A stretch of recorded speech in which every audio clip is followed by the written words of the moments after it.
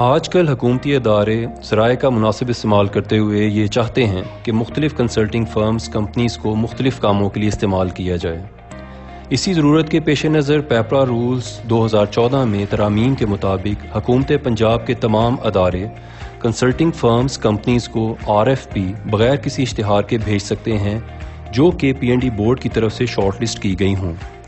गुज़िश्ता कई सालों से DGMND PND बोर्ड की जानिब से इन फर्म कंपनीज़ की शॉर्ट लिस्टिंग का काम एहसन तरीके से अंजाम दे रहा है, लेकिन अब हुकूमत पंजाब के गवर्नेंस विजन को मद्देनज़र रखते हुए DGMND ने ऑनलाइन प्री क्वालिफिकेशन का सिस्टम मुतारिफ करवाया है, जिसका मकसद फर्म कंपनीज़ को जदीद तकनीकी बुनियादों पर सहूलत देना है, जिसके ज़रिए से फर्म कंपनीज़ अपनी ऑनलाइन रजिस्ट्रेशन के बाद अपना गैर तस्दीक शुदा रिजल्ट भी देख सकेंगी। मज़ीद ये कि DGMND ने सार्फिन की रहनुमाई के लिए गाइडलाइंस और यूज़र मैनुअल भी अपनी वेबसाइट पर रख दिए हैं। बिस्मिल्लाहिर्रहमानिर्रहीम। DG Monitoring and Evaluation Planning and Development Board has introduced an online pre-qualification system for shortlisting of consulting firms under Rule 16 of PEPRA 2014 for the fiscal year 2020-21. On behalf of DG Monitoring and Evaluation, we have recorded a YouTube tutorial to facilitate and guide users of the system. DG Monitoring and Evaluation ने consulting firms की short listing के लिए online system मुतारिफ करवाया है और इस मकसद के हुसूल के लिए यूज़र्स की आसानी को मद्देनज़र रखते हुए YouTube ट्यूटोरियल बनाया गया है ताकि कंसल्टिंग फर्म्स बिना किसी मुश्किल डैशबोर्ड एक्सेस कर सकें। जब हम रजिस्ट्रेशन बटन के ऊपर क्लिक करेंगे तो हमारे पास ये एक पॉपअप जनरेट होगा जिसके अंदर लिखा हुआ है it is strongly recommended to completely read the guidelines and watch tutorial for any query regarding registration before filling the form. इसका मतलब ये है कि आपके लिए बेहतर होगा अगर आप इस फॉर्म को फिल करने से पहले ये YouTube ट्यूटोरियल की मदद ले लें, या अगर आपको कोई मुश्किल पेश आए तो आप ये डाउनलोड बटन के ऊपर क्लिक करके गाइडलाइंस डाउनलोड कर सकते हैं और उनकी मदद से आप ये रजिस्ट्रेशन फॉर्म फिल कर सकते हैं।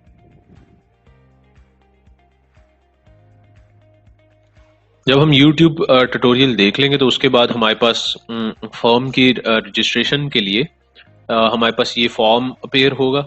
इस फॉर्म के दो पार्ट्स हैं, एक फॉर्म डिटेल्स और एक कॉन्टेक्ट पर्सन डिटेल। हम अभी इस फॉर्म डिटेल फॉर्म को फिल करेंगे और जब हम ये फिल कर लेंगे तो उसके बाद हम लोग कॉन्टेक्ट पर्सन डिटेल के ऊपर जाएंगे। जब हम फॉर्म डिटेल का फॉर्म फिल कर रहे होंगे तो उसके लिए हमारे पास कुछ इंस्ट्रक्शंस हैं। पहले तो हमें ये चीज़ देखनी है कि हमारे पास जो हम ईमेल एड्रेस इस फॉर्म में देंगे वो ऑफिशियल ईमेल एड्रेस होना चाहिए, ना कि कोई प्रेफरेबली हमारे पास आपकी फर्म का ईमेल एड्रेस हो रादर देन जीमेल या याहू इस तरह के हमारे पास यूज़ किए गए हों अकाउंट्स।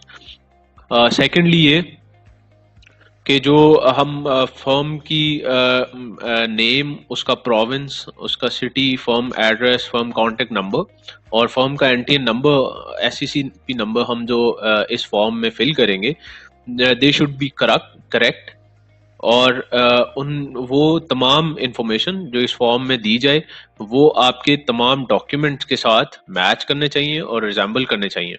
इन केस अगर यहाँ पे दी गई इंफॉर्मेशन आपके डॉक्यूमेंट्स के साथ मैच नहीं करेगी तो आपकी एप्लीकेशन और आपकी रजिस्ट्रेशन दोनों कैंसिल कर दी जाएंगी लेटर स्टेजेस के ऊपर after verification from the DGMND department.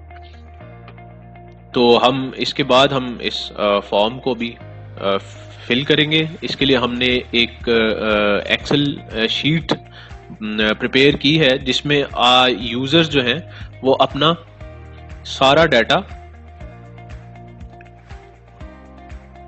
Enter कर सकते हैं और इस डाटा को बाद में आप अपने डैशबोर्ड के अंदर फिल कर सकते हैं ताकि आपको इंफॉर्मेशन एंटर करते हुए कोई गलती ना हो।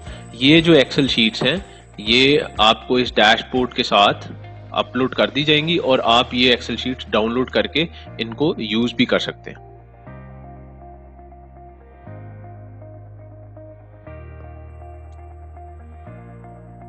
फर्म डिटेल टैब के अंदर फर्म का डाटा एंटर करेंगे, जिसके लिए हमने एक्सेल शीट्स बनाई हुई हैं। हम फर्म का डाटा एंटर करने के लिए अपनी एक्सेल शीट्स को यूज करेंगे। तो जो हमने एक्सेल शीट DGM&E की इस डैशबोर्ड के अंदर प्रोवाइड भी की हुई है, वो इस तरीके से हैं। ये 4 शीट्स हैं। इन चारों शीट्स के अंदर डिफरेंट सेक्टर्स विद सिंगल और JV हम डाटा एंटर कर सकते हैं। फर्स्ट जो शीट है that is for infrastructure, structural engineering, groundwater hydrology, irrigated water management and water supply, sanitation and public health sectors for joint venture firms. जो second हमारे पास sheet है that is for environment, financial and economic analysis, power energy and renewable energy, legal, techno-legal and contracts management, agriculture, livestock and forestry, wildlife and fisheries, health sector, public-private partnership, transport planning management services, monitoring and evaluation, water supply, sanitation and public health engineering, information and technology in single firm cases. इसके अंदर आप firm का complete data enter कर सकते हैं। उसके बाद आप कॉन्टैक्ट पर्सन का कंप्लीट इंफॉर्मेशन एंटर कर सकते हैं।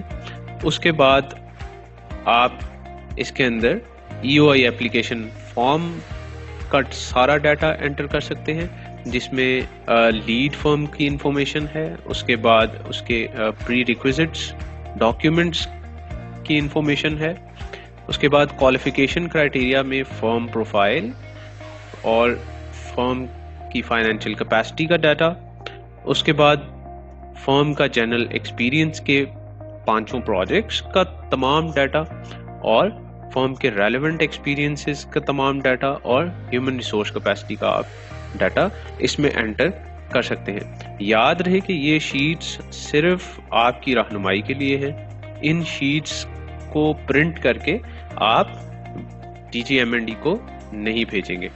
जो अनेक्सर्स लगाए गए हैं उन फॉर्मेट्स के ऊपर डैशबोर्ड को यूज करते हुए जो रिपोर्ट जनरेट होगी वो आप DGM&E को भेजेंगे। ये सिर्फ और सिर्फ आपकी आसानी के लिए बनाए गए हैं। थर्ड जो हमारे पास शीट है, ये वही तमाम सेक्टर्स जो हमने अभी डिस्कस किए उनके जॉइंट वेंचर फर्म के लिए ये हमारे पास शीट मौजूद है। जो हमारे पास फोर्थ शीट है इसके अंदर, ये वही इंफ्रास्ट्रक्चर और ground water table, water supply, sanitation, public health engineering के सिंगल लीड फर्म्स के लिए ये शीट बनाई गई है। इसके अलावा एक लिस्ट ऑफ अटैचमेंट्स की आपको शीट दे दी गई है, जिसके अंदर इस डैशबोर्ड में यूज होने वाली तमाम डॉक्यूमेंट्स की लिस्ट बना दी गई है और आप इसके सामने इनकी क्वांटिटीज लिख सकते हैं। आप उनके सामने उनके नंबर ऑफ पेजेस लिख सकते हैं और उसके साइजेस लिख सकते हैं PDF या JPNG की फॉर्म में, सो डैट आप यहीं से अपना तमाम डाटा कलेक्ट करके तमाम डॉक्यूमेंट स्कैन करके अपने पास रख लें, उनको वेरीफाई कर लें और उसके बाद आप उस DGM&E के जो प्री क्वालिफिकेशन डैशबोर्ड है उसमें डाटा एंट्री स्टार्ट करें। तो right from registration till the end of process आपके पास ये इस शीट से आप डाटा कलेक्ट कर सकते हैं। तो हमने एक इसी तरह से एक शीट के अंदर डाटा कलेक्ट किया हुआ है। हम उसको यूज करते हुए अब जो हमारा डैशबोर्ड है उसमें रजिस्टर होंगे। पहले अपना फर्म का नेम इसके अंदर एंटर करेंगे। तो हमारा जो फर्म नेम है दैट इज कंसल्टेंट्स। बाद हम इसका प्रोविंस सेलेक्ट करेंगे, पंजाब। उसके बाद हम उसका सिटी सेलेक्ट करेंगे, लाहौर। उसके बाद हम फर्म का एड्रेस एंटर करेंगे, दैट इज, उसके बाद हम फर्म का कॉन्टेक्ट नंबर, लैंडलाइन करेंगे।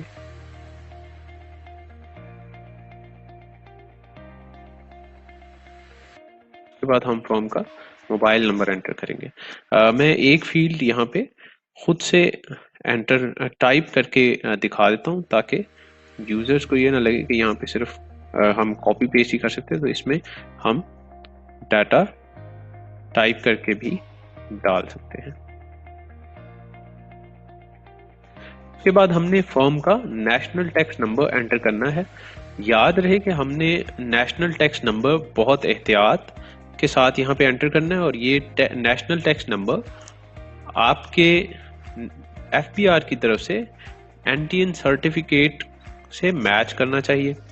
अगर ये नेशनल टैक्स नंबर उससे मैच नहीं करेगा, जो डॉक्यूमेंट्स यहाँ पे अपलोड किए जाएंगे लेटर, तो आपकी एप्लीकेशन और रजिस्ट्रेशन दोनों कैंसिल कर दी जाएंगी और आपका प्रोसेस जो है वो रिजेक्ट हो जाएगा।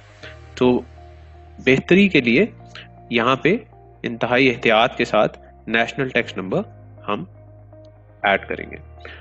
उसके बाद हमारे पास कुछ फर्म्स SECP से और कुछ फर्म्स रजिस्ट्रार ऑफ फर्म से रजिस्टर्ड होती हैं। तो हम दोनों में से जो भी जिस फर्म का नंबर अवेलेबल हो, तो जिसके साथ भी रजिस्टर्ड हो, वो नंबर यहाँ पे एंटर करेंगे। तो हमारे पास SECP नंबर है, हम SECP नंबर यहाँ पे एंटर करेंगे। याद रहे कि ये स्टार इस चीज को शो करता है कि हमारा इस फॉर्म के अंदर तमाम फील्ड्स मैंडेटरी हैं। अगर हम कोई एक भी फील्ड एम्प्टी रखेंगे, कोई एक भी फील्ड छोड़ देंगे, नहीं डालेंगे, तो ये यहाँ से तो नेक्स्ट पे चला जाएगा, लेकिन आगे जब हम कॉन्टेक्ट पर्सन डिटेल के ऊपर जाएंगे तो ये एरर जनरेट करेगा और आपको रजिस्टर नहीं होने दिया जाएगा। इसलिए तमाम फील्ड्स को एहतियात के साथ एंटर करना लाजिम है। तो अब हम नेक्स्ट बटन पे जब क्लिक करते हैं तो हमारे पास कॉन्टेक्ट पर्सन डिटेल की हमारे पास फॉर्म है। हमने इसके अंदर कॉन्टेक्ट पर्सन की डिटेल्स डालनी है। हमारे पास लेट से जो कॉन्टेक्ट पर्सन है उनका नाम हमने एंटर किया। उसके बाद हमने कॉन्टेक्ट पर्सन का ईमेल एड्रेस हमने एंटर करना है। जो कॉन्टेक्ट पर्सन का ईमेल एड्रेस होना चाहिए वो यूनिक हो।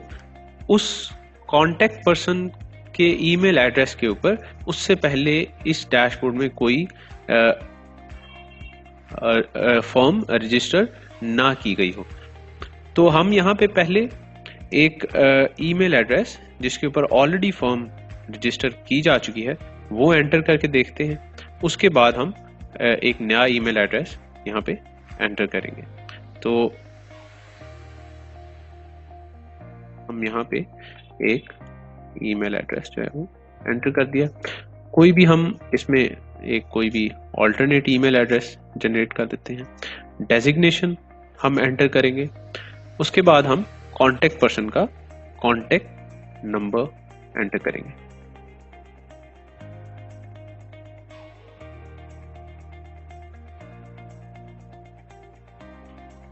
उसके बाद हम कोई भी यूनिक पासवर्ड अपनी इस डैशबोर्ड के लिए सेलेक्ट करेंगे। ये यूनिक पासवर्ड लाजिम है कि कम से कम 6 अल्फ़ाबेट्स या डिजिट्स का होना चाहिए और इसके अंदर एक अल्फ़ाबेट और एक डिजिट लाजमी होना चाहिए। तो हमने यहाँ पे एक यूनिक पासवर्ड भी जो है वो जनरेट कर लिया। इसके बाद फर्म जो है वो अपने कॉन्टेक्ट पर्सन के नाम के ऊपर अथॉरिटी लेटर यहाँ पे अपलोड करेंगे PDF की फॉर्म में।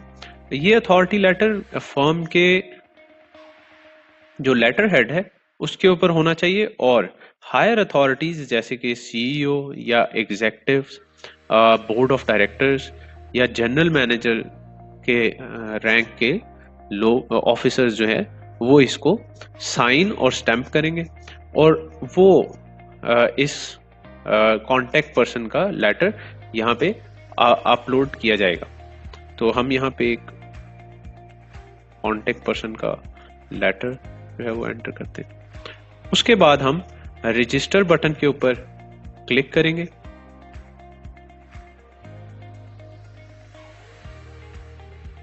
तो आप देख रहे हैं कि हमारे पास यहां पे 2 एरर जनरेट हुए हैं। एक ये कि जो नाम है ये फर्म का एनटीएन नंबर ये ऑलरेडी मौजूद है, दूसरा ये कि ये ईमेल एड्रेस भी ऑलरेडी मौजूद है। तो अब हम इस इंफॉर्मेशन को चेंज करेंगे और अपनी करेक्ट इंफॉर्मेशन यहां पे एंटर करेंगे। तो याद रहे कि जब हमारे पास एरर जनरेट होता है उसके बाद हमने दोबारा से अपना प्रोविंस जो है वो सेलेक्ट करना है। उसके बाद हमने सिटी सेलेक्ट करना है। सिटी सेलेक्ट करने के बाद हम देखेंगे कोई इंफॉर्मेशन हमारी और मिस तो नहीं है, हमारे पास कोई इंफॉर्मेशन मिस नहीं है। उसके बाद हम अपना एनटीएन नंबर एंटर करेंगे 1 1।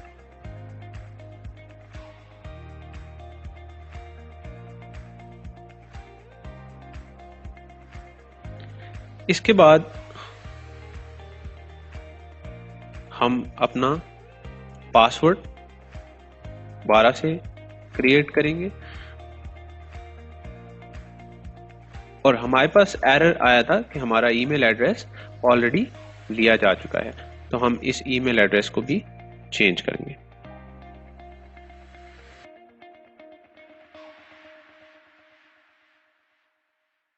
इसके बाद हम कॉन्टेक्ट पर्सन का अथॉरिटी लेटर दोबारा से यहां पे एंटर करेंगे और रजिस्टर करेंगे।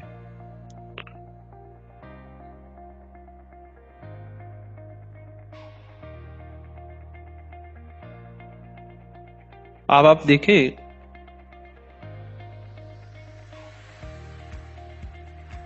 कि वो ये कह रहे हैं कि आपकी SCCP या रजिस्ट्रार ऑफ फर्म का जो सिलेक्शन फील्ड है वो भी रिकॉर्ड है।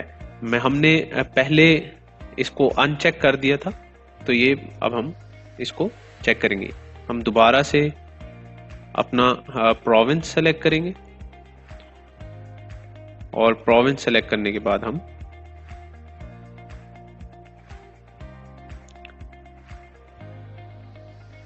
और SCCP हम सेलेक्ट करेंगे।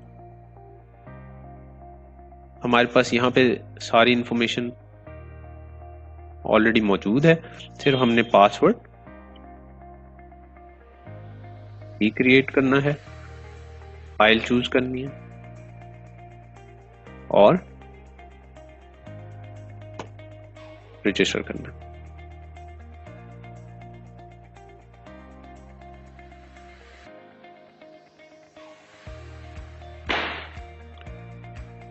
जब हम लोग रजिस्टर बटन के ऊपर क्लिक करते हैं तो हम लोग इंतज़ार करेंगे और ये लिखा हुआ है कि you will receive email with in 15 to 20 minutes, do not close this window until you receive the activation link in the email.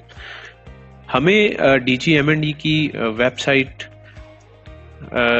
से और इस डैशबोर्ड से रजिस्टर होने के लिए जो हमने अपना ईमेल एड्रेस दिया है उसके ऊपर अकाउंट एक्टिवेशन करवानी पड़ेगी। उसके लिए हमें info.prequalification@DGMND पंजाब की तरफ से एक ईमेल जनरेट होगी हमारे दिए गए ईमेल एड्रेस के ऊपर। तो हम जब तक वो ईमेल रिसीव नहीं होती और हम उस अकाउंट को एक्टिवेट नहीं कर लेते, हम इसको क्लोज नहीं करेंगे। और जैसा कि यहाँ लिखा हुआ है कि ये ईमेल 15 से 20 मिनट के अंदर हमारे पास मौसूल हो जाएगी। अगर हमारे पास ईमेल नहीं आती तो हम रीसेंड बटन के ऊपर क्लिक करेंगे और इंतजार करेंगे।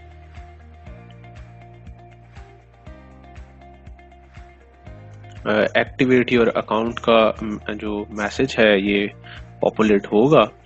तो अगर हमारे पास ईमेल नहीं आई तो हमने रीसेंड बटन के ऊपर क्लिक किया। रीसेंड बटन के ऊपर जब हमने क्लिक किया तो अब हमारे पास हमारा जो हमने अपना अकाउंट ईमेल एड्रेस दिया था उसके ऊपर हमारे पास ये ईमेल आ चुका है। हम इस ईमेल को ओपन करेंगे। उसके अंदर हमारे पास लिखा है you are about to register with DGMND PND board pre-qualification process of firm year 2020-21 by clicking the following link you will get the permission to activate your account। हम इस लिंक को क्लिक करेंगे।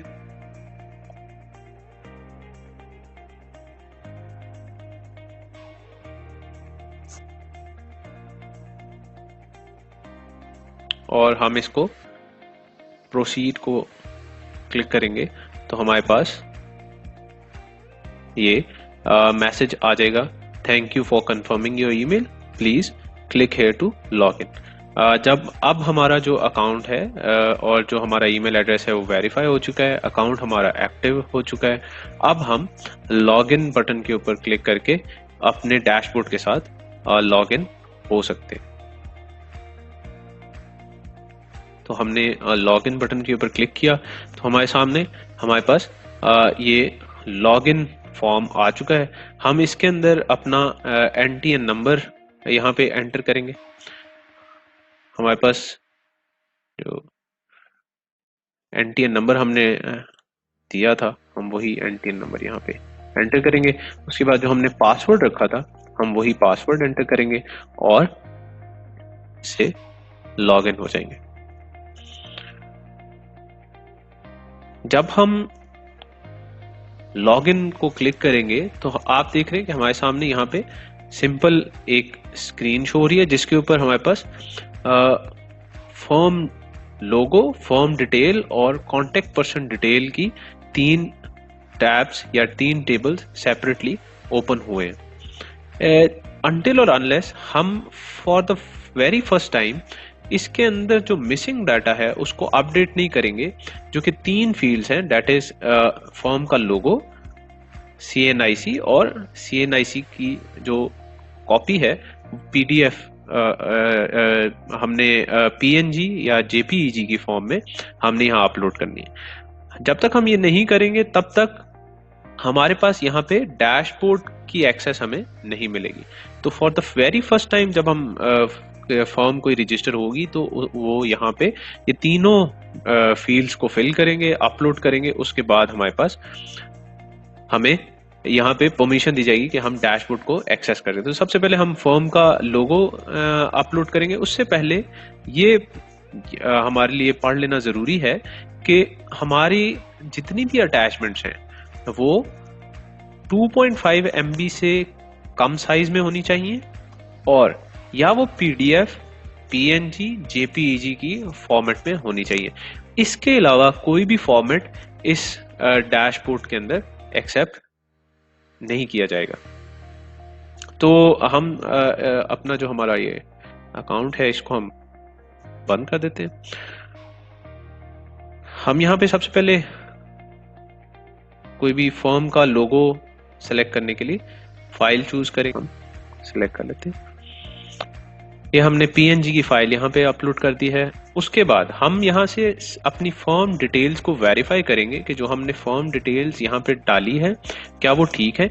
ये जो फर्म आईडी है ये auto generated है, ये हर फर्म की यूनिक आईडी होगी। वो अपने इस आईडी को हमेशा याद रखेंगे और यही आपके फॉर्म के ऊपर आएगी। आपका address, NTN number, firm name और फर्म का कॉन्टैक्ट नंबर और SCCP हम यहाँ से वेरीफाई करेंगे जो हमने इन्फॉर्मेशन ऑलरेडी एंटर की है। आप देख सकते हैं हम कोई भी फर्म डिटेल वाली इंफॉर्मेशन हम चेंज नहीं कर सकते। फर्म डिटेल की इंफॉर्मेशन चेंज करने के लिए हमारे पास ये ईमेल एड्रेस दिया हुआ है।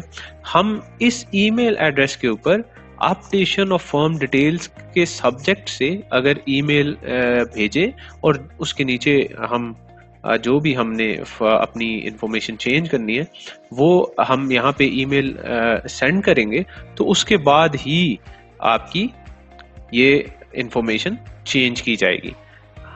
अलबत्ता कांटेक्ट पर्सन की जो डिटेल है वो आप यहाँ से चेंज भी कर सकते हैं। ये तमाम फील्ड्स एडिटेबल हैं, तो आप यहाँ से किसी भी टाइम के ऊपर अपनी कांटेक्ट पर्सन की डिटेल्स चेंज कर देते हैं। जैसे मैं ईमेल चेंज करना चाहता हूँ अगर ali@gmail.com तो ये हमारे पास चेंज हो जाएगा। उसके बाद हमने अपना CNIC नंबर डालना है जो हमारे यूजर का है। उसके बाद हम CNIC की फाइल यहाँ पे अटैच करेंगे। ये हमने CNIC की फाइल अटैच कर दी। ये वो CNIC होगा जो हमारा कॉन्टेक्ट पर्सन का CNIC नंबर है, जिसका हमने पीछे अथॉरिटी लेटर ऐड किया है। हमारे पास ये फॉर्म फिल करने के बाद हम अपडेट इंफॉर्मेशन या अपडेट डिटेल्स के बटन को क्लिक करेंगे तो हमारे पास यूजर इंफॉर्मेशन सक्सेसफुली अपडेटेड, हमारे पास यूजर इंफॉर्मेशन अपडेट हो जाएगी सक्सेसफुली। हमारे पास आप देख रहे हैं हमने जो लोगो यहाँ पे सिलेक्ट किया था वो यहाँ आ चुका है। हमने हमारी CNIC की फाइल अटैच हो चुकी है और CNIC भी नंबर भी ऐड हो चुका है। और अब आप देख सकते हैं हमारे पास यहाँ पे 3 और टैब्स शो हो रही हैं, my profile, dashboard and important guidelines. My profile tab इस वक्त हमारे पास ओपन है, ये यही टैब है। आप इसको दोबारा कभी भी एक्सेस कर सकते हैं और एक्सेस करके इसके अंदर जो भी इंफॉर्मेशन अपडेट करना चाहिए, अगर आपके जो कांटेक्ट पर्सन है वो बाद में छोड़ जाते हैं, कोई ऑर्गेनाइजेशन चेंज कर लेते हैं, तो आप यहाँ पे कांटेक्ट पर्सन की डिटेल्स को अपडेट कर सकते हैं। दूसरा हमारे पास है डैशबोर्ड। डैशबोर्ड को हम लेटर ऑन देखते हैं, हमने इसी के ऊपर आगे तमाम फॉर्म्स को फिल करना है अपनी एप्लीकेशन सबमिशन के लिए। उसके बाद तीसरा है इम्पोर्टेंट गाइडलाइंस। इम्पोर्टेंट गाइडलाइंस के अंदर हमारे पास 3 तरह की शीट्स और डॉक्यूमेंट्स अपडेट कर दिए जाएंगे। फर्स्ट वन इज जो कि हमारी गाइडलाइंस हैं, वो इस फॉर्मेट में है। ये PDF की फाइल के अंदर ये ऑथराइज्ड गाइडलाइंस हैं बाय DGMND, जो कि यूजर्स की हेल्प के लिए other than this video tutorial रख दी गई हैं।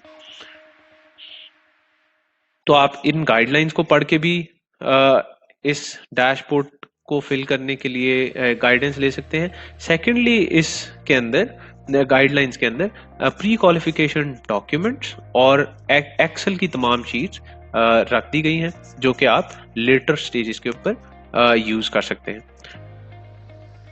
तो अब हम हमारी EOI एप्लीकेशन फिल करने के लिए डैशबोर्ड के ऊपर क्लिक करेंगे तो हमारे सामने जो भी हमारी लीड फर्म है, जो फर्म जिसने रजिस्टर किया है, उसका NTN नंबर के साथ ये EOI application short listing form appear हो जाएगा।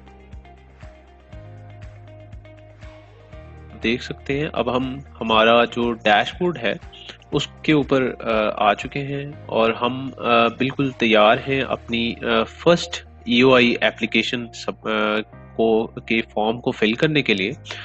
हमारे पास इस डैशबोर्ड की जो हम स्क्रीन है, इसके ऊपर हमें हर वक्त डेडलाइन दिख रही है कि that is Thursday 9th April 2020 till 4 PM for online submission of this EOI application.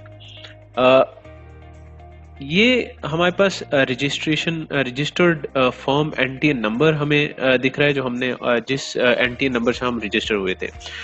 यहाँ पे एक चीज नोट करनी जरूरी है कि जो फर्म इस डैशबोर्ड को लॉग इन करेगी या जो इसके साथ रजिस्टर होंगे, वही फर्म मल्टीपल सेक्टर्स और सब सेक्टर्स के लिए अप्लाई कर सकती है। दूसरी चीज ये है कि अगर कोई फर्म JV में आना चाहे तो जो लीड फर्म है वो इस डैशबोर्ड के ऊपर रजिस्टर होंगे और वो अपने साथ JV फर्म का डाटा इसके अंदर एंटर करेंगे, जो हम लेटर स्टेजेस के ऊपर भी बताएंगे। तो हम सबसे पहले click to add new EOI application के ऊपर क्लिक करेंगे। आप देखते होंगे कि बारहा जब हम किसी नए फॉर्म के ऊपर जाते हैं तो हमारे सामने ये एक मैसेज पॉपुलेट होता है कि आप अपनी इंफॉर्मेशन जो है उस और गाइडेंस के लिए या यूजर मैनुअल को रीड कर लें, गाइडलाइंस को रीड कर लें, या आप YouTube ट्यूटोरियल देख लें। तो ये जब हमसे कोई एरर जनरेट होगा या हम किसी नए फॉर्म पे जाएंगे तो आपके सामने ये आपकी आसानी के लिए ये मैसेज पॉपुलेट करवाया गया है, ताकि अगर यूज़र को लगे कि वो कुछ भूल रहे हैं या कोई गलती कर रहे हैं या गाइडेंस लेना चाहें, तो वो बारहा यूट्यूब ट्यूटोरियल्स और गाइडलाइन से इस्तेफादा हासिल कर सकते हैं। ना सिर्फ ये कि यहाँ पे आप इसको देख सकते हैं, आप इनको डाउनलोड करके अपने पास भी रख सकते हैं और वहाँ से भी आप एक्सेस कर सकते हैं इन वीडियोस और गाइडलाइंस को। तो हमारे पास जो जब हम ने ऐड न्यू एप्लीकेशन के ऊपर क्लिक किया है, तो हमारे पास EOI एप्लीकेशन का एक फॉर्म खुल गया है। हमारी EOI एप्लीकेशन के 4 मेजर हेड्स हैं, that is initial information, eligibility criteria, qualification criteria और एप्लीकेशन समरी।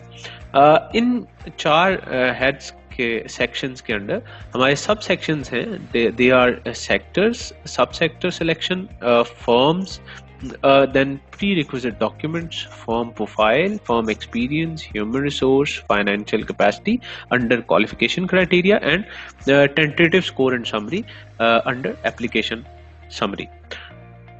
सबसे पहले हमें अंडर इनिशियल इंफॉर्मेशन हमें सेक्टर्स और सब सेक्टर्स यहाँ से सेलेक्ट करने हैं। ये याद रहे कि हमारी जो इनिशियल इंफॉर्मेशन और एलिजिबिलिटी क्राइटेरिया के जो 2 फॉर्म्स हैं, ये फिल करना लाजिम है। इनके तमाम फील्ड्स को फिल करके ही हम क्वालिफिकेशन क्राइटेरिया के ऊपर जा सकते हैं। अगर हम इनकी फील्ड्स नहीं एंटर करेंगे या कोई भी फील्ड मिस कर जाएंगे, तो हम क्वालिफिकेशन क्राइटेरिया के ऊपर नहीं जा सकते, एक चीज।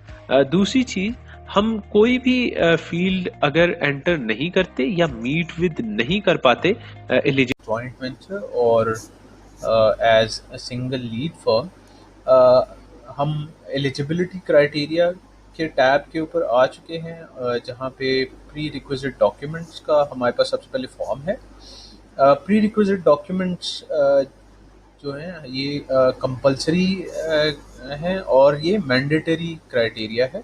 विदाउट प्री रिक्विजिट डॉक्यूमेंट्स कोई भी फर्म नेक्स्ट जो क्वालिफिकेशन क्राइटेरिया के फॉर्म्स हैं उन तक नहीं जा सकते। सो प्री रिक्विजिट डॉक्यूमेंट्स को अपलोड करना और प्री रिक्विजिट्स को मीट विद करना कंपलसरी है। सबसे पहले हम जब इसको देखते हैं तो हमारे पास यहाँ पे एक इस तरीके से हमारे पास ये फॉर्म जो है ये शो हो रहा है। एक लीड फर्म कंपनी आ रही है जिसका हमारे पास यहाँ पे एक नाम आ जाएगा ऑटोमेटिकली, जो हमने पहले दी हुई है। फिर पार्टनर फर्म कंपनी है जिसका नाम यहाँ पे आ रहा है। एक दोनों हमारे पास नेशनल फर्म्स हैं। सबसे पहले जो हमारे पास प्री रिक्विजिट डॉक्यूमेंट्स में जो क्राइटेरिया है उसके अंदर प्रोफेशनल बॉडी का हमने सर्टिफिकेट और डिटेल्स एंटर करनी है। हमारी तमाम जो फर्म्स हैं वो किसी न किसी प्रोफेशनल बॉडी के साथ रजिस्टर्ड हैं और इसके अंदर वो तमाम प्रोफेशनल बॉडीज़ जो पाकिस्तान में या पंजाब में अवेलेबल हैं वो काम कर रही हैं, वो यहाँ पे मौजूद हैं। इसके अलावा इसमें अदर्स और एट्सेट्रा की ऑप्शन भी है। जो फर्म्स कंपनीज किसी भी प्रोफेशनल बॉडी के साथ रजिस्टर्ड नहीं हैं वो अदर्स की ऑप्शन सेलेक्ट करके बाकी फॉर्म फिल कर सकते हैं। लेकिन याद रहे कि जो फर्म्स और कंपनीज किसी भी लिस्टेड प्रोफेशनल बॉडीज़ के साथ रजिस्टर्ड हैं, जिनमें के यहाँ पे जो ड्रॉप डाउन में PEC Pakistan engineering council, PCAT Pakistan council for architects and town planners, Pakistan medical and dental council, PMDC, ICAP institute of chartered accountants of Pakistan, ICMAP institute of cost and management accountants of Pakistan, relevant bar councils Pakistan veterinary and medical council. इनमें से जो भी firm registered है और उनका registered होना mandatory है, वो इनमें से अपनी रेलेवेंट प्रोफेशनल बॉडी सेलेक्ट करेंगे और उससे आगे उसकी फील्ड्स को फिल करेंगे। इन केस अगर कोई फर्म, फॉर एग्जांपल एक फर्म है जो कि मेडिकल इक्विपमेंट में डील कर रही है और वो पीएमडीसी से अगर रजिस्टर्ड नहीं है और वो अदर की ऑप्शन सेलेक्ट करते हैं, तो लेटर स्टेजेस के ऊपर ड्यूरिंग एवेल्युएशन वो इस क्राइटेरिया को चूंकि मीट नहीं कर रहे होंगे, तो वो यहाँ से तो प्रोसेस से गुजर जाएंगे, लेकिन वो एवेल्युएशन के दौरान उनकी ईओआईज रिजेक्ट कर दी जाएंगी। इस वजह से जो फर्म जिस भी रेलेवेंट प्रोफेशनल बॉडी के साथ रजिस्टर्ड है वो उसी का डाटा एंटर करे। इन केस जिनकी प्रोफेशनल बॉडीज एग्जिस्ट नहीं करती, फॉर एग्जांपल हमारे पास कुछ फर्म्स ऐसी हैं, कुछ सेक्टर्स ऐसे हैं जिनकी प्रोफेशनल बॉडीज एग्जिस्ट नहीं करती सो फार, लेट्स से, तो वो सिर्फ अदर्स का ऑप्शन सेलेक्ट कर सकते हैं। तो सबसे पहले हम यहाँ पे कोई भी जो हमारी फर्म है वो सेलेक्ट करेगी अपनी प्रोफेशनल बॉडी सेलेक्ट करने के बाद हमने हमारा प्रोफेशनल बॉडी का जो रजिस्ट्रेशन नंबर है वो एंटर करना है। हमने यहाँ पे प्रोफेशनल, उसके बाद चूँकि हम पीसी की एग्जांपल ले रहे हैं, तो हमने यहाँ पे पीसी का नंबर एक फर्म का एंटर किया। उसके बाद हमने पीसी के प्रोफाइल कोड्स हैं, हमने वो सेलेक्ट करने हैं। हम यहाँ पे एक सेलेक्ट करेंगे, उसके बाद कंट्रोल का बटन प्रेस करेंगे और बाकी जो हमारे प्रोफाइल कोड्स हैं हम उनको सेलेक्ट कर देंगे। उसके बाद कंट्रोल का बटन छोड़ देंगे। उसके बाद हमने हमारी एक्सपायरी डेट सेलेक्ट करनी है। याद रहे कि यहाँ पे अगर आप एक्सपायरी डेट वो एंटर करेंगे जो कि date of completion of this process से बियॉन्ड होगी, तो वो एक्सेप्टेबल है। अगर expiry date of completion of this process यानी कि जो ईओआई सबमिशन की लास्ट डेट है उससे पहले की एक्सपायरी डेट होगी, तो हमारा तो सिस्टम उसको एक्सेप्ट नहीं करेगा। ये एक रिमाइंडर भी है ऑर्गेनाइजेशंस और फर्म्स, कंपनीज के लिए कि जिनके अभी तक जो प्री रिक्विजिट डॉक्यूमेंट्स हैं वो रिन्यू नहीं हुए, उन्होंने रिन्यूअल के लिए दिए नहीं हैं, वो अपने डॉक्यूमेंट्स को रिन्यू करवा लें, एक्सटेंड करवा लें, सो डैट ड्यूरिंग एवेल्युएशन उनको रिजेक्ट ना किया जाए। अदरवाइज उन एक तो अगर रिन्यूड है ही नहीं, हम यहाँ पे डेट एंटर करेंगे तो हम मूव नहीं कर सकते यहाँ से आगे, और अगर हम यहाँ पे कोई डमी डेट एंटर करते हैं तो वो फजिंग के पर्सपेक्टिव में आएगा, और हम उसके साथ हमने चूँकि सर्टिफिकेट अटैच करना है लेटर स्टेजेस के ऊपर, वो certificate during verification from the PEC वो अगर उसकी वो एक्सपायर्ड होगा तो उसके अगेंस्ट डीजीएमएनडी किसी भी तरीके की लीगल एक्शंस ले सकते हैं, तो और उनकी ईओआई भी कैंसिल हो सकती है। सो हमें यहाँ पे हम एक डेट एंटर करेंगे, एक्सपायरी डेट। उसके बाद हमने यहाँ पे जो हमारा पीसी सर्टिफिकेट है या जो रेलेवेंट प्रोफेशनल बॉडी है उसका सर्टिफिकेट हमने यहाँ पे एंटर करना है, अटैच करनी है उसकी कॉपी। जो भी हम यहाँ पे copy of the document attach करेंगे, याद रहे कि वो यहाँ पे वो copies they should be PDF scanned copy of the original document, and those copies should not be greater than 3 MB। 3 MB से ज़्यादा की फाइल नहीं होनी चाहिए, वो हमारा जो सिस्टम है एक्सेप्ट नहीं करेगा।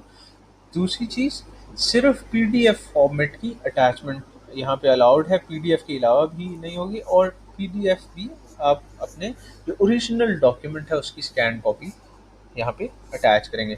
हमने यहाँ पे पीईसी सर्टिफिकेट भी अटैच कर दिया, प्रोफेशनल बॉडी का जो हमारा सर्टिफिकेट है वो। उसके बाद जो हमारा नेक्स्ट स्टेप है दैट इज हमने SECP या रजिस्ट्रार ऑफ फर्म का जो सर्टिफिकेट है वो अटैच करना है। हर फर्म SECP या रजिस्ट्रार ऑफ फर्म्स के साथ रजिस्टर्ड होती है, तो हमने यहाँ पे वो ऐड करना है। जब हम यहाँ पे हमारा सर्टिफिकेट अटैच कर देंगे, उसके बाद हमने हमारा income tax certificate that is NTN certificate यहाँ पे अटैच करना है। याद रहे कि एनटीएन जो है it should be active tax payer. तो अगर किसी का स्टेटस इनएक्टिव है उसको आप टैक्स पे करके एक्टिव करवा लें।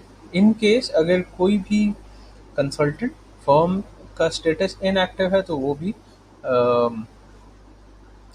उनकी भी जो ईओआई एप्लीकेशन है वो रिजेक्ट हो जाएगी एज पर पीक्यूडीज। उसके बाद हम यहाँ पे लीड फर्म का लीगल पेपर ऐड करेंगे। याद रहे कि हमने स्टैम्प पेपर 100 रुपीज़ वाला यूज़ करना है मिनिमम, उसके अलावा भी यूज़ कर सकते हैं ऑफ ग्रेटर वैल्यू। और यहाँ पे हम लीगल पेपर की हम लोग ओरिजिनल लीगल पेपर की फ्रंट से पहले हम स्कैन कॉपी ऐड करेंगे एंड देन हम ओरिजिनल लीगल पेपर की बैक से हम ऐड करेंगे। ये चीज़ याद रहे कि हमने कोई लेटर हेड के ऊपर ब्लैक लिस्टिंग सर्टिफिकेट एक्सेप्ट नहीं होगा।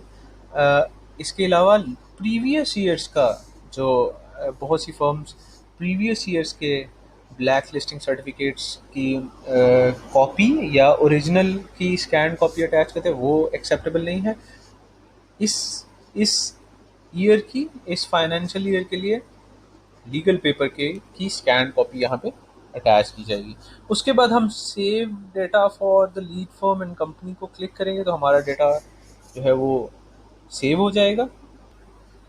ओके, हमारे पास ये हमारा जो लीड फर्म का डेटा है वो सेव हो चुका है। उसके बाद हम पार्टनर फर्म का डेटा यहाँ पे एंटर करेंगे। जैसे हमने लीड फर्म के लिए तमाम जो हमारे प्री रिक्विजिट डॉक्यूमेंट्स हैं, प्रोफेशनल बॉडी है, उसके बाद उसका registrar of firm, SCCP, NTN, legal paper हमने अटैच किया था लीड फर्म के लिए। सेम इसी तरीके से हम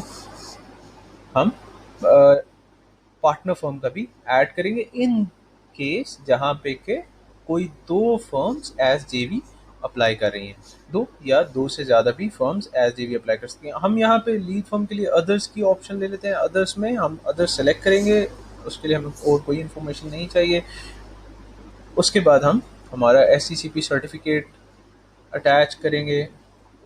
उसके बाद हम सेम उसी तरीके से एनटीएन नंबर अटैच करेंगे, black listing certificate, no black listing certificate, और उसके बाद हम उसकी बैक साइड अटैच करेंगे। और उसके बाद हम save for joint venture firm click करेंगे। जब हमारा ये डाटा सेव हो जाएगा तो हमारे पास इस तरह टेबुलर फॉर्म में सेव्ड आइटम्स नीचे हमें दिखेंगी। याद रहे कि हम यहाँ पे अगर हमारे पास कोई भी इंफॉर्मेशन हमने गलत एंटर कर दी है, कोई मिस हो गई है, हम यहाँ पे डिलीट का बटन प्रेस करके तमाम इंफॉर्मेशन डिलीट कर सकते हैं और इस प्रोसेस को दोबारा से स्टार्ट कर सकते हैं। वंस हमने ये प्रोसेस कंप्लीट कर लिया उसके बाद हम नेक्स्ट के बटन को क्लिक करेंगे और हमारा जो प्रोसेस है वो यहाँ से निकल के क्वालिफिकेशन क्राइटेरिया के टैब्स के ऊपर चल जाएगा। और क्वालिफिकेशन क्राइटेरिया के टैब्स में हम फर्म प्रोफाइल का डाटा एंटर करेंगे। हम फर्म प्रोफाइल की जो हमारी रिक्वायरमेंट्स हैं वो एंटर करेंगे। एक चीज़ याद रहे कि जब तक हम प्री रिक्विजिट डॉक्यूमेंट्स एंटर नहीं करेंगे, pre requisite criteria meet with नहीं करेंगे, तब तक हम क्वालिफिकेशन क्राइटेरिया के ऊपर मूव नहीं कर सकते। ये मैंडेटरी क्राइटेरिया है। और क्वालिफिकेशन क्राइटेरिया में अगर हम कोई भी चीज़ छोड़ देते हैं, कोई भी इंफॉर्मेशन नहीं एंटर करते या हम कोई इंफॉर्मेशन गलत एंटर कर देते हैं तो उसके केस में हमारे मार्क्स डिडक्ट हो जाएंगे। लेकिन हम नेक्स्ट जो हमारे टैब्स हैं, नेक्स्ट जो फॉर्म्स हैं उनके ऊपर मूव कर सकते हैं। इसके बाद हम नेक्स्ट के ऊपर क्लिक करेंगे तो हमारे पास वो पूछेगा सिस्टम के आप वाकई प्री रिक्विजिट से नेक्स्ट के ऊपर मूव करना चाहते हैं फॉर्म प्रोफाइल पे, तो हम यस को क्लिक करेंगे तो हम आगे चल जाएंगे। याद रहे कि ज़रूरी नहीं है कि हमने एक मरतबा ये डाटा सेव कर दिया और हम नेक्स्ट के ऊपर चले गए तो हम इसको एडिट नहीं कर सकते अनटिल और unless the EOI is not submitted. हम हमारी तमाम इंफॉर्मेशन को, हम तमाम जो हमने फॉर्म्स फिल किए हम उनको एडिट कर सकते हैं। वंस EOI सबमिटेड या हमारी जो एंड डेट है ऑफ सबमिटिंग दी EOI, जो डेडलाइन है, अगर वो मीट हो जाती है, वो क्रॉस हो जाती है, तो उसके बाद ऑटोमेटिकली ये सिस्टम लॉक हो जाएगा और हम फिर कोई चीज़ एडिट नहीं कर सकते, whether the application is complete और इनकम्प्लीट। तो उस केस में हम कोई चीज़ एडिट नहीं कर सकते, या सबमिशन की केस में एडिट नहीं कर सकते। Once the application is submitted तो कोई चीज़ एडिट नहीं होगी, कोई इन्फॉर्मेशन एडिट नहीं होगी। अगर हमने सबमिट नहीं की, पेंडिंग स्टेज पे है, तो पेंडिंग के अंदर हम कोई भी इंफॉर्मेशन किसी भी टाइम के ऊपर वापस आके यहाँ पे एडिट कर सकते हैं। हम यहाँ पे डिलीट का बटन को क्लिक करेंगे और एडिट कर सकते हैं। तो हम नेक्स्ट के ऊपर मूव करते हैं। यस, तो हम फर्म प्रोफाइल के ऊपर आ चुके हैं। यहां से हमारा क्वालिफिकेशन क्राइटेरिया स्टार्ट हो जाता है कि फॉर्म में सबसे पहले लीड फर्म का हम ऑर्गेनोग्राम, क्वालिटी मैनेजमेंट सिस्टम का सर्टिफिकेट और इक्विपमेंट मशीनरी, ये हम फाइल्स अपलोड करेंगे।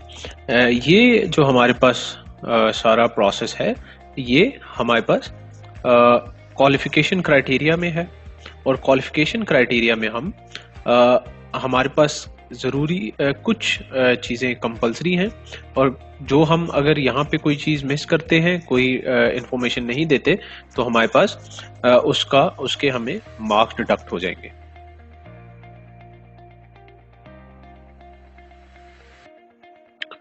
इसके बाद हम क्वालिटी मैनेजमेंट सिस्टम का सर्टिफिकेट अटैच करेंगे।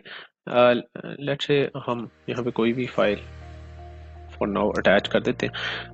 अगर हमारे पास QMS सर्टिफिकेट नहीं है और हम अपनी ऑर्गेनाइजेशन के अंदर क्वालिटी मैनेजमेंट सिस्टम को अप्लाई कर रहे हैं, तो हमें उसके हम यहाँ पे लेटर और उसका प्रोसीजर यहाँ पे ऐड कर सकते हैं।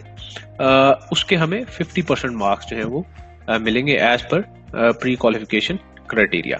इसके बाद हम इक्विपमेंट और मशीनरी ऐड करेंगे। इसके बाद हम परमानेंट स्टाफ की लिस्ट ऐड करेंगे। हमारे पास यहाँ पे एक चीज़ ज़रूरी है बताने के लिए कि जो हमारे अदर देन इंफ्रास्ट्रक्चर सेक्टर और ग्राउंड वाटर वाले जो सेक्टर हैं, जहाँ पे हमारे पास इक्विपमेंट एंड मशीनरी की रिक्वायरमेंट दी गई है, इसके अलावा जो हमारे पास सारे तमाम सब सेक्टर्स हैं, उसके अंदर इसकी इक्विपमेंट मशीनरी रिक्वायर्ड नहीं है। तो अगर यूजर्स यहाँ पे इसको अटैच करेंगे भी, तो as per pre qualification document उसको इसके मार्क्स नहीं मिलेंगे। तो अगर आप बाकी सेक्टर्स में अगर आपके प्री क्वालिफिकेशन डॉक्यूमेंट के अंदर जिस सेक्टर के लिए आप अप्लाई कर रहे हैं वहां पे इक्विपमेंट और मशीनरी की रिक्वायरमेंट नहीं है, तो आप इसको एम्प्टी भी छोड़ सकते हैं, तो उसके आपको मार्क्स डिडक्ट नहीं होंगे। लेकिन अगर जहाँ पे रिक्वायर्ड है वहाँ पे आप इसको अगर खाली छोड़ देंगे, इसमें कोई फाइल रेलेवेंट अटैच नहीं करेंगे, तो आपके इसमें मार्क्स डिडक्ट हो जाएंगे। हम सेव करेंगे डाटा और लीड फॉर्म।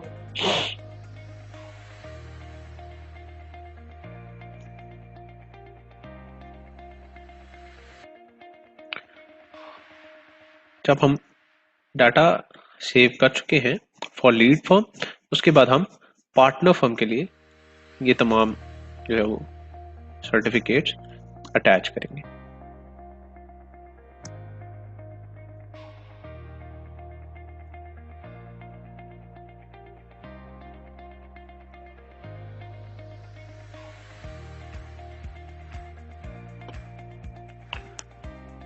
पार्टनर फर्म के केसेस में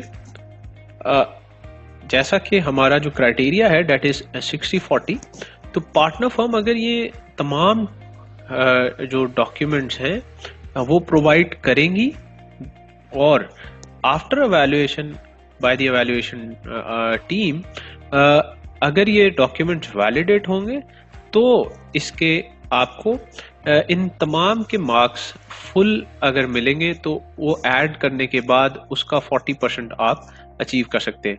लेट्स से अगर हमारे पास ये 100 मार्क्स का फॉर्म है, इसका क्राइटेरिया है। तो हमारे पास 60 मार्क्स ये तमाम डॉक्यूमेंट्स ऐड करने के हैं और 40 मार्क्स ये पार्टनर फर्म के तमाम डॉक्यूमेंट्स ऐड करने के हैं।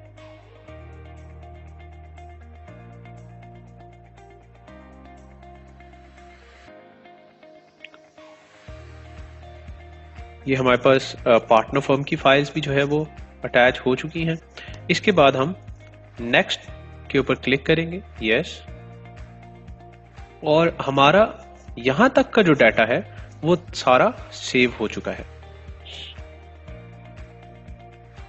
ओके जी, अब हम एक्सपीरियंस फॉर्म के ऊपर आ चुके हैं और हम यहाँ पे फर्म का रेलेवेंट और जनरल एक्सपीरियंस एंटर करेंगे।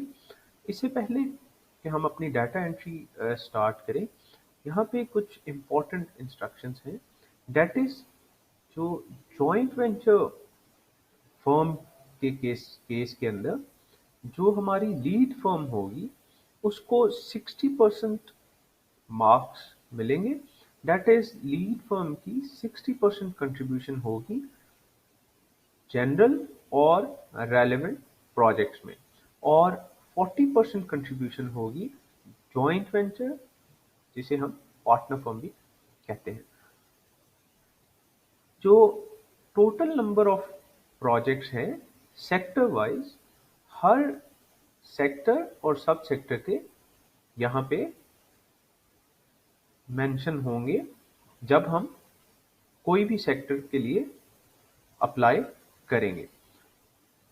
तो इंफ्रास्ट्रक्चर सेक्टर में हमें total number of general projects 5 required है, out of which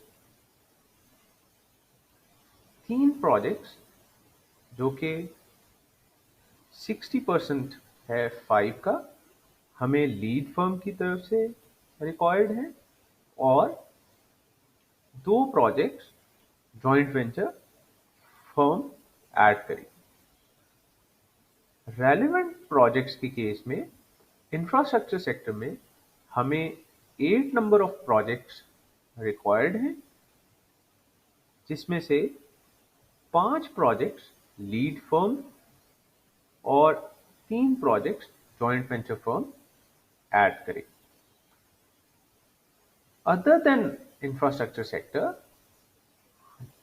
Jin sectors में 5 प्रोजेक्ट्स रेलेवेंट कैटेगरी के अंडर चाहिए, वहां पे हमें लीड फर्म के 3 और जॉइंट वेंचर फर्म के 2 प्रोजेक्ट्स रिक्वायर्ड होंगे। इसके बाद हम फर्म और कंपनी की टाइप सेलेक्ट करेंगे, जो कि सिंगल लीड या जॉइंट वेंचर दोनों में से कोई भी हो सकती है। इसके ऊपर कोई रिस्ट्रिक्शन नहीं है कि हम पहले जॉइंट वेंचर फर्म का डाटा एंटर करें या लीड फर्म का। हम यहाँ से सिंगल लीड फर्म सेलेक्ट करेंगे तो सिंगल लीड फर्म का नाम यहाँ पे आ जाएगा। ये चीज याद रखने की है कि हम total number of joint venture या लीड फर्म के प्रोजेक्ट से ज्यादा प्रोजेक्ट्स एंटर नहीं कर सकते। उसके बाद हम फर्म एक्सपीरियंस टाइप सेलेक्ट करेंगे। फर्म एक्सपीरियंस टाइप भी हम पहले रेलेवेंट भी एंटर कर सकते हैं और जनरल प्रोजेक्ट भी एंटर कर सकते हैं। हम 3 से ज्यादा लीड फर्म के अगेंस्ट जनरल प्रोजेक्ट्स एंटर नहीं कर सकते। जब हम 3 से ज्यादा जनरल प्रोजेक्ट्स एंटर करेंगे लीड फर्म के अगेंस्ट, तो सिस्टम हमें एरर जनरेट करेगा। और अगर हम पार्टनर फर्म के अगेंस्ट इस मेंशन्ड थ्रेशहोल्ड से ज्यादा कोई भी प्रोजेक्ट एंटर करेंगे तो हमें सिस्टम एरर जनरेट करेगा। सो हम यहाँ से पहले जनरल प्रोजेक्ट एंटर करते हैं। उसके बाद हम प्रोजेक्ट कंप्लीशन सर्टिफिकेट अटैच करेंगे। याद रहे कि जिन जिन फील्ड्स के साथ ये रेड स्टैरिक का साइन है, इन फील्ड्स को एंटर करना मैंडेटरी है। इन केस अगर हम इनमें से कोई भी फील्ड खाली छोड़ देंगे तो हम नेक्स्ट फॉर्म पे मूव नहीं कर सकते। तो यहां से हम कंप्लीशन सर्टिफिकेट अटैच करेंगे। याद रहे कि ये completion certificate PDF scanned copy होनी चाहिए और इस फाइल का साइज 3 MB से ज़्यादा नहीं होना चाहिए। कंप्लीशन सर्टिफिकेट्स मैंडेटरी हैं और अगर फर्म अपना कंप्लीशन सर्टिफिकेट अटैच नहीं करेगी तो उनका वो प्रोजेक्ट ड्यूरिंग एवैल्यूएशन कंसिडर नहीं किया जाएगा। उसके बाद हम प्रोजेक्ट का टाइटल एंटर करेंगे। उसके बाद हम प्रोजेक्ट की लोकेशन एंटर करेंगे। प्रोजेक्ट की लोकेशन एंटर करने के बाद हम प्रोजेक्ट की डिस्क्रिप्शन एंटर करेंगे।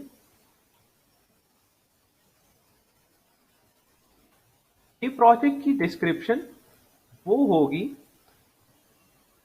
जो कि प्रोजेक्ट का स्कोप डिफाइन कर सके कि क्या ये प्रोजेक्ट इस पर्टिकुलर सेक्टर या सब सेक्टर से मैच करता है या नहीं करता। उसके बाद हम प्रोजेक्ट की स्टार्ट डेट एंटर करेंगे। उसके बाद हम प्रोजेक्ट की एंड डेट एंटर करेंगे। याद रहे कि प्रोजेक्ट की एंड डेट या कंप्लीशन डेट ईओआई सबमिशन की लास्ट डेट से 10 साल पुराना नहीं होना चाहिए और ये डेट कंप्लीशन सर्टिफिकेट की डेट से मैच करनी चाहिए। अगर ये डेट प्रोजेक्ट की एंड डेट कंप्लीशन सर्टिफिकेट की प्रोजेक्ट कंप्लीशन डेट से मैच नहीं करेगी तो ड्यूरिंग एवैल्यूएशन ये प्रोजेक्ट कंसिडर नहीं किया जाएगा। इसके बाद हम प्रोजेक्ट की ड्यूरेशन एंटर करेंगे जो कि कंसल्टिंग फर्म ने इस प्रोजेक्ट के ऊपर अपनी सर्विसेज प्रोवाइड की हैं। उसके बाद हम क्लाइंट ऑर्गेनाइजेशन का नाम एंटर करेंगे। उसके बाद हम एक्चुअल सर्विसेज जो कंसल्टिंग फर्म की तरफ से इस पर्टिकुलर प्रोजेक्ट के ऊपर प्रोवाइड की गई हैं, हम वो एक्चुअल सर्विसेज ऐड करेंगे।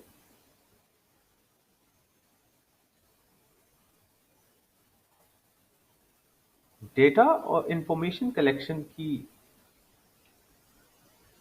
ज़रूरत के लिए हमने प्रोजेक्ट ओवरहेड्स की एक टैब इंट्रोड्यूस की है जो कि पीक्यूडी का पार्ट नहीं है। इसके कोई मार्क्स नहीं है लेकिन ये मैंडेटरी है। सो हम यहाँ पे जो भी फर्म की ओवरहेड्स की पर्टिकुलर कॉस्ट्स आ रही हैं वो हम रुपीज में यहाँ पे एंटर करेंगे। इसके बाद हम save and add more button के ऊपर क्लिक करेंगे तो हमें यहाँ पे एक एरर जनरेट हुआ है कि हमारी लिमिट रीच हो चुकी है। दैट इज कि हमने ऑलरेडी तमाम प्रोजेक्ट्स एंटर किए हुए हैं। ये 5 जनरल प्रोजेक्ट्स और बाकी हमने 8 रेलेवेंट प्रोजेक्ट्स एंटर किए हुए हैं। जब हम अगर हमारी लिमिट एक्सीड नहीं हुई होगी तो ये प्रोजेक्ट हमारे पास इसी फॉर्म में टेबल में नीचे एंटर हो जाएगा। हमारे पास इस टेबल के अंदर डिलीट और डॉक्यूमेंट डाउनलोड और इंफॉर्मेशन रिव्यू करने की ऑप्शन मौजूद है। याद रहे कि प्रोजेक्ट कॉस्ट हमारी इस एक्सपीरियंस टैब का पार्ट नहीं है और प्रोजेक्ट की रेलेवेंट और जनरल कॉस्ट हम फाइनेंशियल कैपेसिटी के टैब में लेंगे। तो इसके बाद हम नेक्स्ट बटन के ऊपर क्लिक करेंगे, यस, और हम ह्यूमन रिसोर्स के ऊपर आ जाएंगे। अब हम फाइनेंशियल कैपेसिटी के टैब के ऊपर आ चुके हैं और यहाँ पे हम प्रोजेक्ट की कॉस्ट और फर्म की फाइनेंशियल कैपेसिटी एंटर करेंगे। सबसे पहले हम हमारे जो हमने एक फर्म एक्सपीरियंस के अंदर जो प्रोजेक्ट्स एंटर किए थे वो यहाँ पे चूज प्रोजेक्ट के अंदर ड्रॉप डाउन में आ जाएंगे। जैसे हमने 5 नंबर ऑफ जनरल और 6 रेलेवेंट प्रोजेक्ट्स एंटर किए थे तो वो हमारे पास इस ड्रॉप डाउन में मौजूद है। हम यहाँ से एक एक कर प्रोजेक्ट सेलेक्ट करेंगे और उसके बाद उस प्रोजेक्ट की cost in million rupees million enter कर देंगे। जब हम ये कॉस्ट एंटर करके सेव करेंगे तो हमारे पास ये तमाम कॉस्ट इस टेबल की फॉर्म में नीचे हमें शो हो जाएंगे।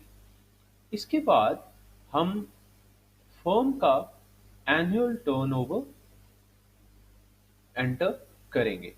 हम सबसे पहले यहाँ पे फर्म की टाइप सेलेक्ट करेंगे, सिंगल और लीड। सिंगल फर्म हमने सेलेक्ट की, उसका नाम हमारे पास सामने आ जाएगा। उसके बाद हम हमारी एनुअल टर्नओवर एंटर करेंगे किसी भी फर्म के एनुअल टर्नओवर एंटर करने के बाद हम उनकी वैलिड ऑडिट रिपोर्ट्स अटैच करेंगे जो कि स्कैन कॉपी पीडीएफ फॉर्मेट में होगी और जिसका साइज 3 MB से ज़्यादा नहीं होना चाहिए। हम यहाँ से चूज फाइल पे जाके फर्म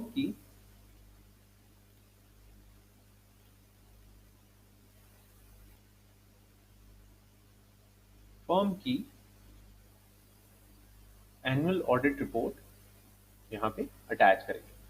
याद रहे कि ऑडिट रिपोर्ट के अलावा कोई भी डॉक्यूमेंट एक्सेप्टेबल नहीं है as per pre qualification criteria.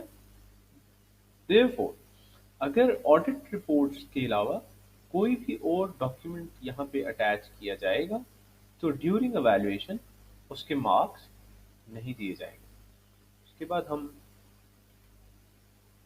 तमाम ईयर्स की अटैच करके हम सेव बटन के ऊपर क्लिक करेंगे तो हमारे पास तमाम जो एनुअल टर्नओवर है वो इस फॉर्मेट में टेबल के ऊपर दिख जाएगा। हमारे पास यहाँ पे डिलीट करने की भी ऑप्शन मौजूद है। इसके बाद हम नेक्स्ट के ऊपर क्लिक करेंगे तो हम स्कोरिंग एंड रिपोर्ट के टैब के ऊपर मूव कर जाएंगे। उसके बाद हमारे पास हम हमारी टेंटेटिव स्कोर या प्रोजेक्ट समरी के पेज के ऊपर आ जाएंगे। मेक श्योर कि अगर हमारा स्कोर मोर देन 65 है, इन दैट केस हम एप्लीकेशन सबमिट कर सकते हैं। अगर हमारा स्कोर 65% से लेस होगा तो हम हमारी एप्लीकेशन सबमिट नहीं कर सकेंगे। अगर हम हमारी एप्लीकेशन सबमिट नहीं कर सकते तो उसके लिए हमारे पास दो ऑप्शंस हैं।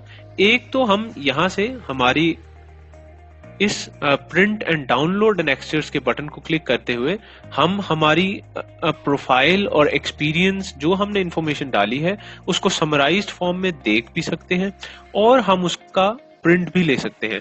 After taking print of that particular summary हम ये देख सकते हैं कि हमारी जो इंफॉर्मेशन हमने एंटर की है हम उसमें कहाँ पे लैप्स कर रहे हैं, मेक श्योर और फिर हम अपना स्कोर इम्प्रूव कर सकते हैं। लेकिन हमारे जो भी हम इसमें इंफॉर्मेशन एंटर करेंगे डैशबोर्ड में वो किसी ना किसी डॉक्यूमेंट से जो उसका रेलेवेंट डॉक्यूमेंट है उससे सपोर्टेड होनी चाहिए। अगर हम फर्म एक्सपीरियंस जनरल या रेलेवेंट डाल रहे हैं तो उसके कंप्लीशन सर्टिफिकेट्स होने चाहिए।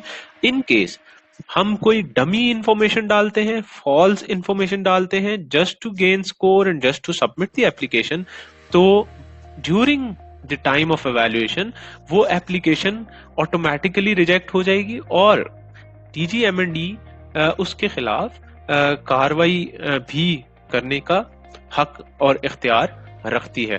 तो इस से बचने के लिए और ये black listing of the firm तक भी जा सकता है। इससे बचने के लिए बेहतर हो कि हम हमारे डॉक्यूमेंट्स को इम्प्रूव करें और हम जो एक्चुअल और फैक्चुअल डाटा है वो हम इसमें ऐड करें जो कि किसी भी रेलेवेंट प्रूवन डॉक्यूमेंट से सपोर्टेड हो। तो हम यहाँ पे अगर हमारे पास ये 65% से लेस होगा तो हमारे पास ये सबमिशन एप्लीकेशन का फॉर्म का बटन शो नहीं होगा। इन दैट केस हम अगर हमारी एप्लीकेशन सबमिट नहीं कर सकते तो हम अपनी ये इंफॉर्मेशन अपडेट कर सकते हैं। अगर हम वो भी नहीं करते तो टिल द डेट जो ऑफ डेडलाइन हम हमारे पास ये डाटा सेव रहेगा और हम उसमें एडिटिंग कर सकते हैं। अगर हमारी डेडलाइन डेट जो है वो EOI एप्लीकेशन की सबमिशन की क्रॉस हो जाती है तो उस केस में हम कोई भी इंफॉर्मेशन ऐड नहीं कर सकेंगे और हमारा सिस्टम लॉक हो जाएगा।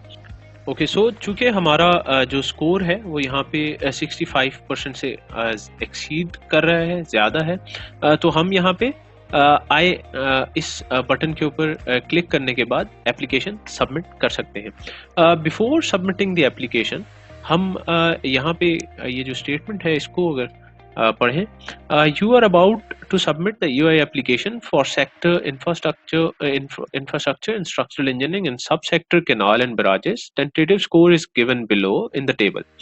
ये जो हमारे पास स्कोर है ये टेंटेटिव है, ये फाइनल होगा after evaluation of these EOI applications through GGMND evaluation team. Final results will be issued by the Directorate General Monitoring and Evaluation Planning and Development Board after thorough evaluation of EOI and their attached documents duly signed by the competent authority under the prescribed criteria. This is an auto-generated report based on information provided in the application. Before submitting the application हम ये जो हमने print and download documents है इनके ऊपर इन buttons के ऊपर click करेंगे और इन बटन्स के ऊपर क्लिक करके हमने तमाम जो हमारे डॉक्यूमेंट्स हमने अटैच किए थे पहले हम इंफॉर्मेशन चेक करेंगे कि जो हमने इंफॉर्मेशन दी है क्या वो करेक्ट है और उसके बाद जितने हमने डॉक्यूमेंट्स दिए हैं हम उन तमाम डॉक्यूमेंट्स को डाउनलोड करेंगे हमारे पास। जैसे हम यहाँ पे ये एक डॉक्यूमेंट है, हम ये डॉक्यूमेंट डाउनलोड करेंगे, डाउनलोड QMS सर्टिफिकेट, हम ये डॉक्यूमेंट जो है यहाँ पे हम डाउनलोड करेंगे।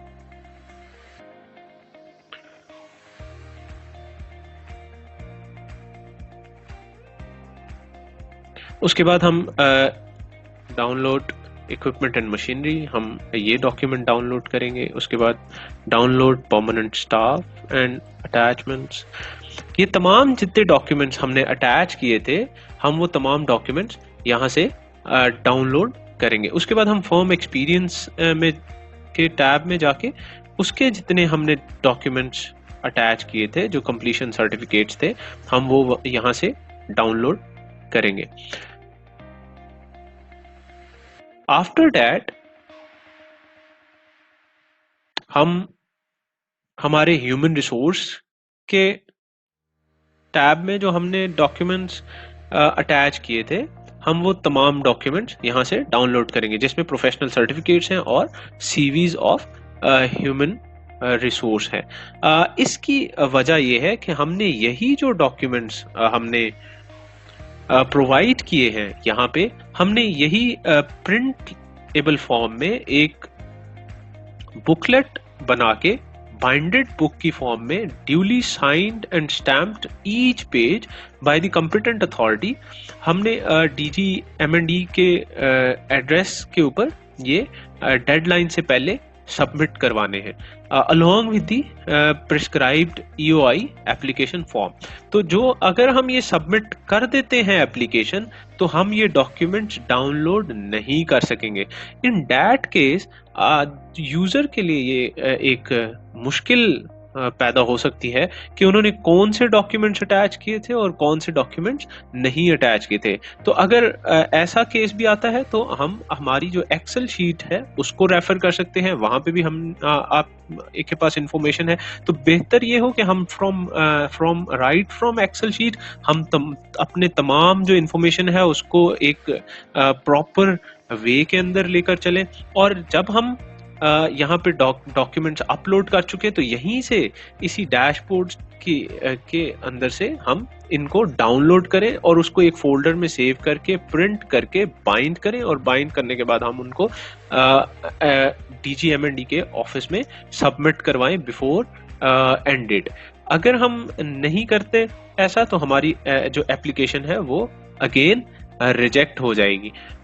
तो अब हमने चूंकि डॉक्यूमेंट्स कर लिए हैं डाउनलोड, ये डॉक्यूमेंट्स सिर्फ यहाँ से ही डाउनलोड हो सकते हैं जो अटैच डॉक्यूमेंट्स हैं। Once the application is submitted तो उसके बाद ये डॉक्यूमेंट्स जो अटैच्ड डॉक्यूमेंट्स हैं ये डाउनलोड नहीं हो सकते। आफ्टर क्लिकिंग आई एग्री, जिसमें हमने ये इस चीज का इकरार कर रहे हैं कि I on the behalf of firm company accept that competent authority has seen and reviewed qualification criteria each section reports in case of non-compliance, the department reserves right to cancel the EOI application। अगर हमारी कोई भी information false होगी और जो attached documents हैं उनसे match नहीं करेगी तो वो उस केस में जो EOI एप्लीकेशन है वो कैंसिल भी की जा सकती है, और डिपार्टमेंट इसका पूरा इख्तियार रखता है। मेक श्योर जितने भी डॉक्यूमेंट्स हम यहाँ अटैच करेंगे they should be scanned PDF copies of the valid documents. उसके बाद हम सबमिट करेंगे एप्लीकेशन। इसके ऊपर हमें फिर बताया जा रहा है कि आप इसको अगेन रिव्यू कर लें डॉक्यूमेंट्स को, क्या आप वाकई ही हम जो इन्फॉर्मेशन दे रहे हैं वो ठीक है और आप वाकई ये एप्लीकेशन सबमिट करना चाहते हैं। तो यस, हम इस एप्लीकेशन को सबमिट करना चाहते हैं। जब हमने एप्लीकेशन सबमिट कर दी तो आप देख रहे हैं यहाँ पे हमारे पास पहले पेंडिंग लिखा आ रहा था, अब हमारे पास सबमिटेड लिखा आ रहा है। और अब हम इस एप्लीकेशन में पहले यहाँ पे एडिट का बटन आ रहा था, पेंसिल बनी आ रही थी, अब हमारे पास सीरियल नंबर 1 लिखा आ रहा है, विच मीन्स कि हमारा ये जो एक EOI एप्लीकेशन है against this sector and sub sector, ये एज जॉइंट वेंचर सबमिट हो चुका है। इसके बाद हमने क्लिक करेंगे, click to view and download button के ऊपर क्लिक करने के बाद हमारे पास यहाँ पे एक जो EOI एप्लीकेशन फॉर्म है वो auto generated EOI application form हमारे सामने खुल जाएगा। इसमें हमने जितनी इंफॉर्मेशन सेव की है अगेंस्ट आवर एप्लीकेशन वो पूरी की पूरी information along with the status of documents, कि हमने कौन कौन से डॉक्यूमेंट्स अटैच किए थे, वो हमारे पास आ जाएगी। ये हमने complete application form duly signed by the competent authority of the firm company on each page हम ये DGMND के ऑफिस में भेजेंगे एक बुकलेट की फॉर्म में, और हम जो हमने इससे पहले डाउनलोड की हैं तमाम अटैचमेंट्स वो भी हम इसके साथ अटैच करेंगे। इस एप्लीकेशन फॉर्म में सबसे पहले ये डायरेक्टर प्रोजेक्ट मैनेजमेंट के नाम पे होगी। इसमें हमारी जिस डेट को ये सबमिट हो रही है और उसका टाइम आ रहा होगा, DGMND का एड्रेस और website. Then it is being duly authorized to represent and act on behalf of the firm name, and having reviewed and fully understood all the qualification requirements and information provided, the undersigned hereby expresses its interest and apply for pre-qualification for subsector, जो भी सबसेक्टर के लिए हम apply करेंगे, on sector for financial year 2020-21. We are enclosing our expression of interest online submission form along with the relevant documents attached as part of online submission as per pre-qualification document for your evaluation. The undersigned hereby also declares that the statements made and the information provided in the online dashboard and subsequent hard copy is complete, true and correct in every respect, and well assure that in case of non-compliance the department reserves the right to cancel the EOIA application. Yours sincerely। यहाँ पे हम जो भी authorised person है वो यहाँ पे sign करेंगे, अपना नाम लिखेंगे, यहाँ पे कंपनी की ऑफिशियल स्टैंप लगाएंगे और हर पेज को साइन और स्टैम्प करने के बाद ये एप्लीकेशन सबमिट करवा दी जाएगी। याद रहे कि ये एप्लीकेशन लूज फॉर्म में नहीं सबमिट होगी, इसकी हम एक बाइंडिंग एक बुक की फॉर्म में, जिसमें टॉप के ऊपर ये EOI लेटर होगा, इसके नीचे इसकी तमाम इंफॉर्मेशन, उसके नीचे तमाम अटैचमेंट्स हम बाइंडेड फॉर्म में यहाँ पे DGMND के ऑफिस में सबमिट करवाएंगे। इसका हम प्रिंट ले सकते हैं इस एप्लीकेशन का।